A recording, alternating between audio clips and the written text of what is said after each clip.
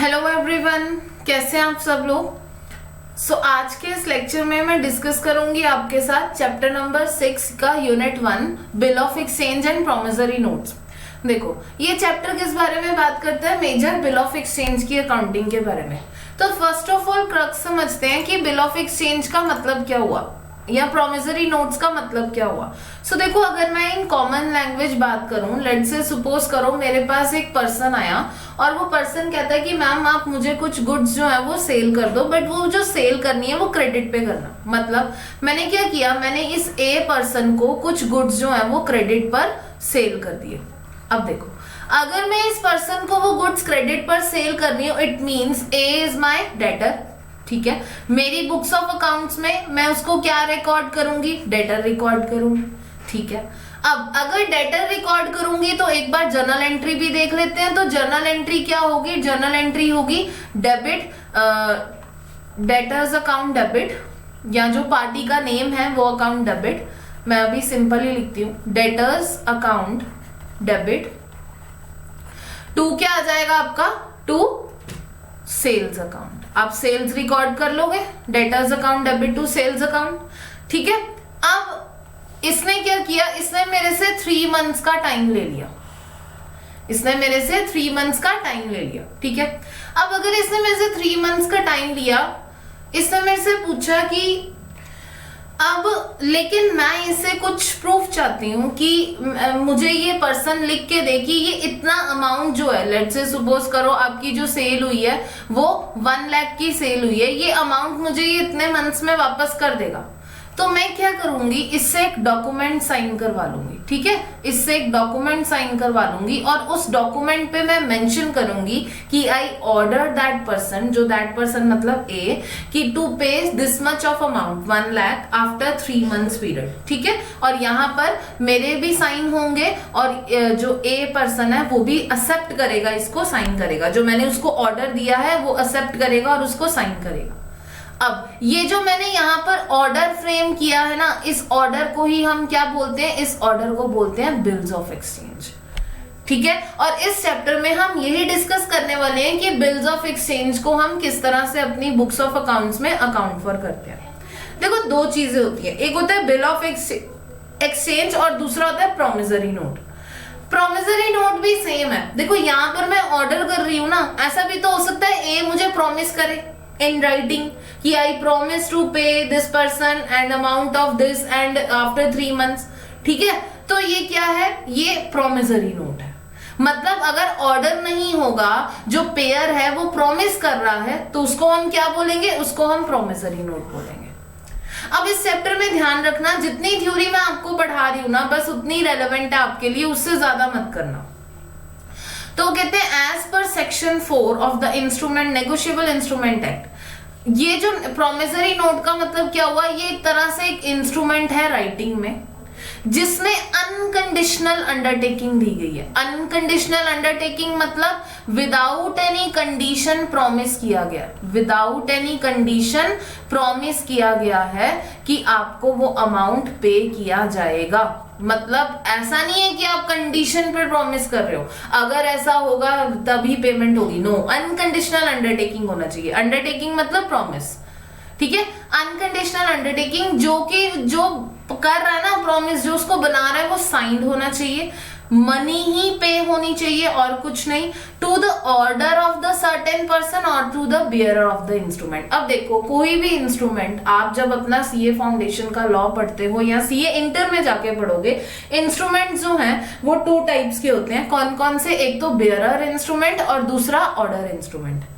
Order instrument का मतलब क्या हुआ? ऑर्डर इंस्ट्रूमेंट का मतलब हुआ कि वो किसी सर्टेन पर्सन को ही पे हो सकता है। लेट से सपोज करो मेरे पास एक इंस्ट्रूमेंट आया जिसमें आपका नेम लिखा हुआ है कि वो पेएबल आपको है, देन अगर वो मेरे पास इंस्ट्रूमेंट होगा भी ना तो वो यूजलेस है। क्यों? क्योंकि सिर्फ आप ही उस इंस्ट्रूमेंट से अमाउंट रियलाइज कर सकते हो। लेकिन बेयरर इंस्ट्रूमेंट का मतलब क्या हुआ? बेयरर इंस्ट्रूमेंट का मतलब हुआ जो सिर्फ और सिर्फ आरबीआई जो सिर्फ और सिर्फ बेयरर को ही पे होता है। मतलब बेयरर जिसके पास वो इंस्ट्रूमेंट होगा वो उसी को पे हो जाएगा, जो उसको बेयर कर रहा है। अब आज की डेट में a promissory note can not be made payable to bearer. ठीक है, बेयरर इंस्ट्रूमेंट्स आरबीआई ने जो है वो बंद कर दिए हैं, अब सिर्फ आरबीआई ही परमिटेड है बेयरर इंस्ट्रूमेंट इशू करने के लिए। प्रोमिसरी नोट्स के कुछ फीचर्स। अब प्रोमिसरी नोट्स के फीचर्स क्या हैं? फर्स्ट ऑफ ऑल ये राइटिंग में होना चाहिए। दूसरा, place and date of making need not be mention. Unconditional होना चाहिए, डेफिनेट होना चाहिए, कोई भी टर्म वेग नहीं होनी चाहिए। आई प्रोमिस टू पे certain some of money, this is called वेग, वो इंस्ट्रूमेंट वैलिड नहीं होगा। ठीक है, सम आई प्रॉमिस टू पे सम ऑफ मनी, कितना सम? 2000, 3000, 10,000, 1 लाख, 2 लाख, कितना? सर्टेन नहीं है, डेफिनेट नहीं है। साइन होना चाहिए, पे जो है वो स्पेसिफिक होना चाहिए, मतलब ऑर्डर इंस्ट्रूमेंट होना चाहिए, बेयरर नहीं होना चाहिए। ठीक है। दूसरा, capable of being made certain, only money duly stamped and sign. ये आप लोग एक बार रीड कर लेना, फीचर्स इतना इंपॉर्टेंट नहीं है, इंपॉर्टेंट व्हाट इज अकाउंटिंग।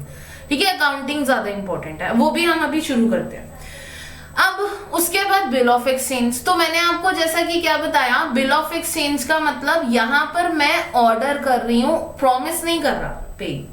मतलब मैंने तुम्हें कहा आई ऑर्डर ए टू पे दिस मच ऑफ अमाउंट, तो ये क्या हो जाएगा? ये बिल ऑफ एक्सचेंज हो जाएगा। आपको जो क्वेश्चंस आते हैं वो किसके आते हैं? बिल ऑफ एक्सचेंज के आते हैं। ठीक है, चलो। An instrument in writing containing an unconditional order, same सारे फीचर्स प्रोमिसरी नोट वाले हैं। Signed by the making directing a person, उसमें अनकंडीशनल अंडरटेकिंग था ना, यहाँ पर अनकंडीशनल ऑर्डर है।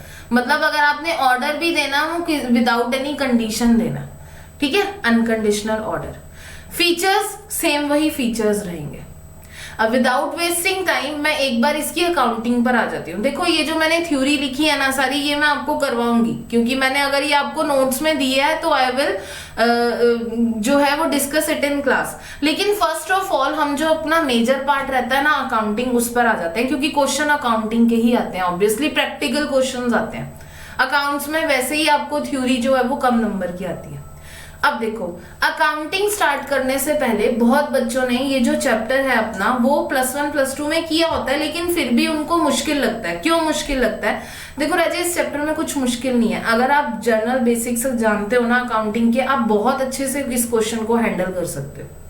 तो स्टार्ट करने से पहले मैं क्या करूंगी, मैं आपके साथ general basics of accounting discuss करूंगी, ताकि हमें ये एंट्री समझने में दिक्कत ना आए। ठीक है, चलो। सो देखो, आपकी अकाउंटिंग में टोटल 4 एलिमेंट्स जो हैं वो रिकॉग्नाइज होते हैं। वो कौन कौन से एलिमेंट है? फर्स्ट ऑफ ऑल है आपका assets, next is liability, third is income and fourth is expense. तो ये 4 चीजें आपकी रिकॉग्नाइज होती हैं। अब किसी भी ट्रांजैक्शन की वजह से, कोई भी इवेंट की वजह से, ये जो 4 एलिमेंट्स हैं वो या तो क्या होंगे, इंक्रीज होंगे या तो डिक्रीज होंगे। अब ये मैं क्या करवा रही हूँ आपको, ये जो हम मॉडर्न अप्रोच ऑफ अकाउंटिंग करते थे ना, ये मैं वो करवा रही हूँ आपको, और यही बहुत काम आने वाली है इस चैप्टर में। ठीक है, मैं बार बार इसका रेलेवेंस लूंगी। तो देखो, एसेट्स जब इंक्रीज होते हैं तो हम क्या करते हैं? डेबिट। जब डिक्रीज होते हैं तो क्रेडिट। लायबिलिटी जब इंक्रीज हो रही है क्रेडिट, एंड डिक्रीज हो रही है तो डेबिट। इनकम जब इंक्रीज हो रही है तो क्रेडिट, एंड डिक्रीज हो रही है तो डेबिट। एक्सपेंस जब इंक्रीज हो रहा है तो डेबिट, एंड डिक्रीज हो रहा है तो क्रेडिट। ये चारों चीजें, इन 4 एलिमेंट्स को हम रिकॉग्नाइज करते हैं। लायबिलिटी के साथ मैं एक और एलिमेंट लिख देती हूँ, आपकी कैपिटल, जिसको आप लोग इक्विटी भी बोलते हो। ठीक है, ये 4 एलिमेंट्स हैं। अब अपनी कॉपीज में आप लोगों ने फर्स्ट पेज पे अकाउंट्स की कॉपी पे आपने ये अपनी अप्रोच लिख लेनी है। क्यों? क्योंकि हम किसी भी एंट्री को लर्न नहीं करेंगे, we will understand through this approach. ठीक है, हम एंट्री को समझने की कोशिश करेंगे इस अप्रोच से। अब देखो, अब बिल ऑफ एक्सचेंज के केस में या प्रोमिसरी नोट्स के केस में हमारी ट्रांजैक्शन में 2 तरह की पार्टीज होती हैं। First one is drawer and second one is ड्रॉई। Drawer कौन सा पर्सन हुआ? अगर मैं बिल ऑफ एक्सचेंज की बात करूं, जो ऑर्डर करता है। ड्रॉअर कौन सा पर्सन हुआ? जो ऑर्डर कर रहा है। ड्रॉई कौन सा पर्सन हुआ? जो ऑर्डर को एक्सेप्ट कर रहा है। मतलब एक बात हम सीधी सी समझे, अमाउंट रिसीव किसने करना है? जो ऑर्डर कर रहा है। अब मान लो जो मैंने अभी एग्जांपल लिया ए वाला, उस केस में मैंने क्रेडिट सेल्स की किसको? ए को। ए कौन है? मेरा डेटर। रिसीव कौन करेगा? मैं। अमाउंट रिसीव कौन करेगा? मैं, यानी कि मैं कौन हुई? ड्रॉअर। और जो ए है मेरी बुक्स ऑफ अकाउंट्स में, वो कौन हुआ? ड्रॉई। ठीक है, तो हम दोनों की बुक्स ऑफ अकाउंट्स में एंट्री समझेंगे, ड्रॉअर की बुक्स ऑफ अकाउंट्स में और ड्रॉई की बुक्स ऑफ अकाउंट्स में, साइमल्टेनियसली समझेंगे। ठीक है, अब यहां पर हमने क्या डिस्कस करना है, देखो। सो अगेन मैं आपको वो एग्जांपल लिख लेती हूं। यहां पर मैंने क्या किया, एक पर्सन है ए जो कि मेरा डेटर था, जिसको मैंने क्रेडिट सेल्स की थी 1 लाख की। हम दोनों की बुक्स ऑफ अकाउंट्स में एंट्री समझते हैं। ठीक है, अब देखो यहां पर, सो मैं इसको बाइफरकेट कर लेती हूं एरिया को बिटवीन ड्रॉअर एंड ड्रॉई। ठीक है, हाँ जी। सो अब देखो यहां पर एंट्री क्या क्या आएंगी। सो ये रही आपकी ड्रॉअर की बुक्स और ये रही आपकी ड्रॉई की बुक्स। ठीक है, अब अगर बिल ऑफ एक्सचेंज बनता है तो ड्रॉअर के लिए वो क्या होगा? एसेट होगा। क्यों मैम एसेट क्यों होगा? जैसा कि मैंने बताया, ड्रॉअर जो है वो अमाउंट रिसीव करेगा, देयरफॉर रिसीवेबल है, तो उसके लिए एसेट है। और उस एसेट को हम बोलते क्या है? बिल्स रिसीवेबल बोलते हैं। उस एसेट को हम क्या बोलते हैं? Bills receivable. सिमिलरली ड्रॉई के लिए क्या होगी? लायबिलिटी। क्यों? क्योंकि उसने अमाउंट पे करना है ना, तो दैट्स वाई वो अपनी बुक्स में, ड्रॉई अपनी बुक्स में क्या रिकॉग्नाइज करेगा? Bills payable. क्यों? क्योंकि उसके लिए क्या है? ये लायबिलिटी है, क्योंकि उसने अमाउंट क्या करना है? पे करना। अब यहां पर जो हम एंट्रीज डिस्कस करेंगे, ये वो करेंगे जब आपने बिल ऑफ एक्सचेंज क्या किया? आपने बिल ऑफ एक्सचेंज इशू किया, प्लस उसके टेन्योर के दौरान, उसकी ड्यूरेशन के दौरान आपने उसके साथ किया क्या है? अपने पास रखा है, बैंक को दे दिया है, किसी और पार्टी को दे दिया है, क्या किया आपने? हम यहां पर ये डिस्कस करेंगे। ठीक है, चलो। सो फर्स्ट ऑफ ऑल हम लोग एंट्री किसकी डिस्कस करते हैं? At the time of issue. At the time of issue, तो at the time of issue की एंट्री क्या होगी? ड्रॉअर के लिए देखो, इससे पहले क्या हुआ था, पहले इससे पहले की जो कहानी है हमारी वो हम लोग देख लेते हैं। इससे पहले ड्रॉअर ने अपनी बुक्स ऑफ अकाउंट्स में डेटर रिकॉग्नाइज कर रखा था, तो एंट्री क्या पास की होगी उसने? Debtor account debit to sales account, है ना। और ड्रॉई ने परचेजेस की होंगी, अगर एक पार्टी के लिए सेल है तो दूसरे के लिए क्या है? परचेजेस। यानी कि इस ड्रॉई ने क्या किया होगा? Purchases account debit, purchases account debit to creditors account. इसने लायबिलिटी रिकॉग्नाइज कर दी ना।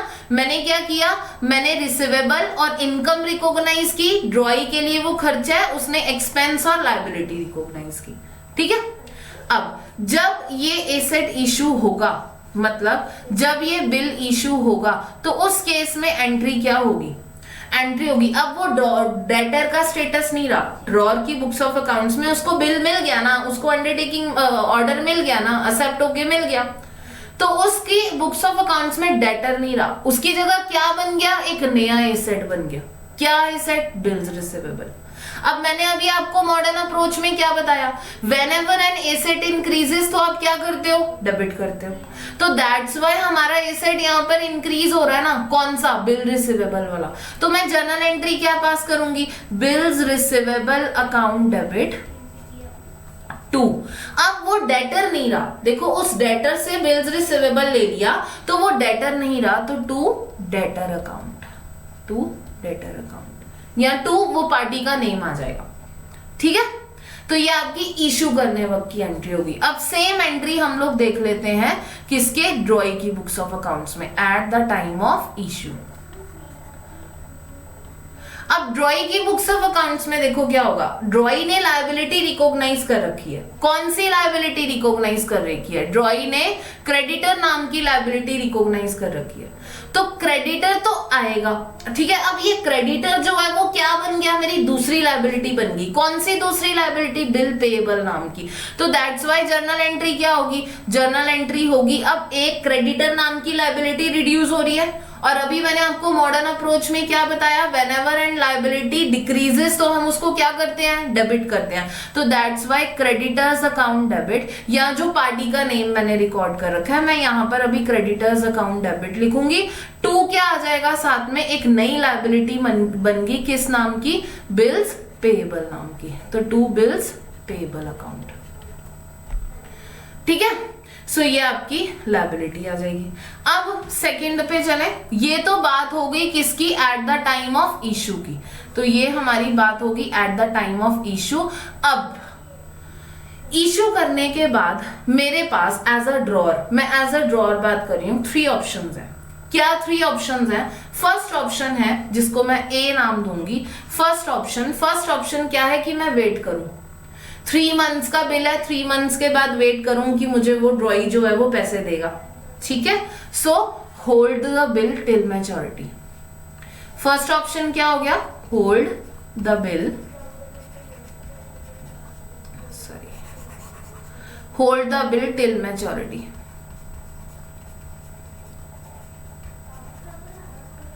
अब देखो, अगर मैंने बिल को होल्ड करके रखा है टिल मैच्योरिटी तो कोई जर्नल एंट्री नहीं आएगी। एक एसेट बनाया था वो बना रहेगा। हाँ, मैं यहां पर बात नहीं कर रही हूं कि मैच्योरिटी के वक्त क्या होगा। देखो मैंने आपको क्या बताया, मैं कौन सी जर्नल एंट्री यहां पर डिस्कस करूंगी, मैं इशू के वक्त की journal entry plus during the tenure of the bill आपने क्या किया मैं वो डिस्कस करूंगी।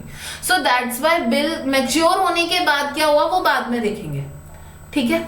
चलो, सो यहां पर आपकी यहां पर भी कोई एंट्री नहीं आएगी, ड्रॉअर की बुक्स ऑफ अकाउंट्स में भी और इसकी बुक्स ऑफ अकाउंट्स में भी कोई एंट्री नहीं आएगी, ठीक है। चलो, सो एक तो ये बात रही। दूसरा बी ऑप्शन मेरे पास क्या है, अगर मैं बिल जो है वो मैच्योरिटी तक होल्ड करके ना रखूं, मुझे क्या हुआ, मुझे एक अमाउंट की जरूरत है और मेरे जो डेटर है, मेरा जो बिल रिसीवेबल है, ड्रॉई है मेरा, उसने मुझे 3 मंथ्स के बाद पेमेंट करनी है। तो मैंने सोचा क्यों ना मैं अपने बैंक के पास चली जाऊं। ये जो बिल का अमाउंट है ना, ये बिल का अमाउंट 1 लाख का है। तो मैंने उसको कहा कि मैंने अपने बैंक को बोला, देखो मेरे पास ये बिल है, यहाँ पर लिखा है एक्सेप्ट हुआ है, पार्टी ने एक्सेप्ट की है कि वो मुझे 3 मंथ्स के बाद 1 लाख देगी, आप मुझे अभी दे दो ना। तो बैंक कहेगा मैं अपनी वर्किंग कैपिटल क्यों ब्लॉक करूं, मुझे इससे क्या फायदा होगा। बैंक अपना फायदा देखेगा ना इसमें, मुझे क्या फायदा होगा इसमें। तो मैंने कहा एक काम करो, चलो आप 1 लाख की जगह मुझे अभी सिर्फ 90,000 दे दो, कम दे दो, पूरा 1 लाख मत दो, 10,000 का डिस्काउंट दे दो। मतलब मेरे लिए खर्चा है बट फिर भी मैंने कहा दे दो, मुझे 90,000 दे दो। बाद में जब 3 मंथ्स के बाद ये रिसीवेबल होगा ना मेरी पार्टी से, तो उससे पूरा 1 लाख ले लेना। मतलब इस पूरी ट्रांजैक्शन ने बैंक ने क्या किया, 10,000 कमा गया वो, है ना, 10,000 कमा गया ना। तो दैट्स वाई, अब देखो मैं बैंक का तो देखूंगी, मैं अपना देखूंगी। बी ऑप्शन मेरे पास क्या होगा, ठीक है, बी ऑप्शन जो सेकंड नंबर पे ऑप्शन होगा वो क्या होगा, discounting with bank, discounting with bank. मैं बैंक से ये बिल डिस्काउंट करवा सकती हूँ। सो अगर मैं ये बिल बैंक से डिस्काउंट करवा लेती हूँ तो फर्स्ट ऑफ ऑल एक तो मेरा बिल रिसीवेबल अब नहीं रहा, ये जो मैंने एसेट क्रिएट किया था ना यहाँ पर इशू के टाइम पर, ये अब नहीं रहा मेरे पास, तो ये तो क्रेडिट होगा ही होगा। दूसरा, मेरे बैंक बैलेंस बढ़ा, क्यों, मुझे 90,000 रिसीव हुए ना बैंक से, तो दैट्स वाई क्या होगा यहाँ पर जर्नल एंट्री, बैंक अकाउंट क्या होगा, डेबिट। कितने से, 90,000 से। दूसरा, बैंक अकाउंट डेबिट, अब 10,000 का डिस्काउंट भी तो बढ़ा है और वो मेरे लिए क्या है, एक्सपेंस। बैंक के लिए इनकम है, मेरे लिए तो एक्सपेंस है ना। जहां मुझे 1 लाख मिलने थे वहां 90,000 मिले, 10,000 का डिस्काउंट ले लिया, मतलब डिस्काउंट अकाउंट डेबिट। मैंने एक्सपेंस रिकॉग्नाइज किया 10,000, और 2 क्या आ जाएगा साथ में, 2 बिल्स रिसीवेबल अकाउंट। क्यों, क्योंकि अब ये जो 1 लाख का एसेट जो मैंने पहले रिकॉग्नाइज किया हुआ था वो अब मेरी बुक्स ऑफ अकाउंट्स में वो एसेट नहीं रहा है। दैट्स वाई मैं क्या कर दूंगी, इसको डी रिकॉग्नाइज कर दूंगी, है ना, मतलब अब क्रेडिट कर दूंगी, ठीक है। चलो अब एक तो ये आपका ट्रीटमेंट हो जाएगा, ठीक है। अब सी ऑप्शन, मैम अच्छा अगर आप बिल डिस्काउंट करते हो तो क्या ड्रॉई की बुक्स ऑफ अकाउंट्स में कोई एंट्री पास नहीं करोगे? नहीं, देखो ड्रॉई ने पैसे तो मुझे देने हैं चाहे बैंक को देने, बात तो एक ही है ना, उसने तो पैसे देने ही है, उसकी लायबिलिटी पे कोई इफेक्ट नहीं आ रहा, so that's why no entry is required, no entry is required, ठीक है। तो देखो अगेन मैं एक बार आपको दोबारा से बताती हूँ, फर्स्ट मैंने बिल इशू किया था तो एज अ ड्रॉअर मुझे पैसे रिसीव होने थे, तो मैंने क्या किया, मैंने यहाँ पर एक एसेट रिकॉग्नाइज कर लिया बिल्स रिसीवेबल के नाम का, bills receivable account debit to debtor, और ड्रॉई ने लायबिलिटी रिकॉग्नाइज कर दी। अब जब मेरे पास बिल आ गया तो मेरे पास 3 ऑप्शंस है, या तो मैं इस बिल को 3 महीने तक देखती रहूंगी, मुझे 3 मंथ्स के बाद पैसे मिलेंगे, यानी कि फर्स्ट ऑप्शन क्या हो गया, होल्ड टिल मैच्योरिटी। तो मैंने बिल के साथ कुछ भी नहीं किया, मतलब ना ड्रॉअर की बुक्स ऑफ अकाउंट्स में कोई एंट्री जाएगी या ना ड्रॉअर की बुक्स ऑफ अकाउंट्स में। अब discounting with bank, discounting with bank मतलब मैं बैंक के पास चली गई, मैंने कहा देखो ये 3 मंथ्स का बिल है, मुझे पार्टी ने देने हैं 3 मंथ्स के बाद पैसे, आप मुझे अभी दे दो। बैंक कहता है कि मुझे आप मेरे इसमें क्या फायदा होगा, मैंने कहा 1 लाख की जगह 90,000 दे दो, 10,000 तुम रख लेना, तुम पार्टी से 1 लाख ले लेना, ठीक है, मैच्योरिटी वक्त। तो that's why bank account debit, discount account debit to bills receivable account. अब उसके बाद देखो, उसके बाद क्या होगा, नेक्स्ट थर्ड ऑप्शन डिस्कस करते हैं। थर्ड ऑप्शन कुछ कुछ डिस्काउंटिंग जैसा ही है। थर्ड ऑप्शन क्या कहता है कि मान लो मैं बैंक के पास तो नहीं गई, बट मेरा कुछ क्रेडिटर आ गया, मेरा कोई क्रेडिटर आ गया और मुझे बिल अपना उसको देना पड़ा, जिसको हम क्या बोलते हैं, एंडोर्समेंट ऑफ बिल, जिसको हम क्या बोलते हैं, एंडोर्समेंट ऑफ बिल, है ना। मैंने बिल क्या कर दिया, एंडोर्स कर दिया, पार्टी को दे दिया बिल। देखो मेरा क्रेडिटर आया, उसने मुझे कहा कि आपका 1 लाख बैलेंस ड्यू पड़ा है, आप मुझे वो बैलेंस दे दो। मैंने कहा देखो मेरे पास ये बिल पड़ा है, इस बिल के मुताबिक एक पार्टी ने मुझे मेरा ऑर्डर एक्सेप्ट किया है और वो कह रहा है कि मैं 3 मंथ्स के बाद आपको पैसे दे दूंगा, ये बिल तुम रख लो। मतलब मेरी बुक्स ऑफ अकाउंट्स में जो क्रेडिटर रिकॉर्डेड था वो क्या हो जाएगा, कम हो जाएगा, ठीक है। तो इसका मतलब सबसे पहले मैं क्या करूंगी, क्रेडिटर्स अकाउंट डेबिट, और साथ के साथ टू में बिल रिसीवेबल दे दिया ना उसको, क्रेडिटर कम क्यों हुआ है, बिल रिसीवेबल देना पड़ा, बिल रिसीवेबल क्या था, एसेट था, तो that's why bills receivable account credit, क्यों, एसेट कम हुआ। मैम ड्रॉई की बुक्स ऑफ अकाउंट्स में एंट्री जाएगी, कोई एंट्री नहीं जाएगी। देखो ड्रॉई ने पैसे तो देने ही है, चाहे वो मुझे दे चाहे वो मेरी पार्टी को दे, जैसे मर्जी। सो अगेन ड्रॉई की बुक्स ऑफ अकाउंट्स में इसकी कोई एंट्री नहीं जाएगी, ठीक है। तो ये आपका तीनों सिनेरियो जो है वो रहेंगे। अब हम एक प्रैक्टिकल क्वेश्चन देख लेते हैं आपका, तो प्रैक्टिकल क्वेश्चन पे आ जाओ। देखो क्वेश्चन नंबर 1 में वो क्या कहते हैं, miss Sujata receive 2 bills from Aruna dated 1 January for 2 months, 2 months के लिए उसने रिसीव किए। मिस सुजाता ने रिसीव किए, मतलब मिस सुजाता क्या है, ड्रॉअर है ना। The first bill is for 10,200 and the second bill is for 15,000। The second bill was endorse, second bill के साथ उसने क्या किया, उसको एंडोर्स कर दिया, थर्ड वाला ऑप्शन ले लिया, in the favour of mister Siri on 3rd of January। And जो फर्स्ट बिल है वो उसने क्या किया, डिस्काउंट करवा लिया, किससे, 10,000। हमने नेसेसरी जर्नल एंट्रीज पास करनी है। सो देखो फर्स्ट ऑफ ऑल जब वो बिल रिसीव होगा, जब वो बिल रिसीव हुआ मतलब कितने का, 10,200 प्लस 15,000, टोटल 25,200 का बिल रिसीव हुआ। तो सुजाता अपनी बुक्स ऑफ अकाउंट्स में क्या करेगी, bills receivable account debit to Aruna, मतलब जो उसने अरुणा नाम का डेटर पहले बनाया होगा उसको रिड्यूस करेगी और नया बिल रिसीवेबल का जो एसेट बना वो रिकॉग्नाइज करेगी। अब इसमें से 25,200 में से जो सेकंड बिल था कितने का, 15,000 का, वो उसने क्या किया, एंडोर्स कर दिया, किसको, क्रेडिटर को। मतलब उसका एंडोर्समेंट, अगेन एंडोर्समेंट के केस में मेरा सुजाता का क्रेडिटर कम हुआ, तो that's why Siri account debit to bills receivable account 15,000, ये एंट्री किसकी हो जाएगी, एंडोर्समेंट की। जो फर्स्ट वाला बिल है वो उसने डिस्काउंट करवाया, 10,200 का बिल है उसको 10,000 पे डिस्काउंट होके मिल गया, मतलब 200 क्या है discounting charges. So that's why bank account debit, discount account debit to bills receivable. ठीक है, ये आपकी जर्नल एंट्री जाएगी क्वेश्चन नंबर 1 की। सो अभी मैंने आपके साथ छोटा सा केस डिस्कस किया जिसमें मैंने आपको इशू और ड्यूरेशन ऑफ द बिल के में मैंने बिल के साथ क्या क्या चीजें की हैं वो मैंने उसकी अकाउंटिंग ट्रीटमेंट डिस्कस की। नेक्स्ट लेक्चर में हम लोग मैच्योरिटी के टाइम क्या अकाउंटिंग एंट्रीज होंगी उसके बारे में पढ़ेंगे। ठीक है, थैंक यू।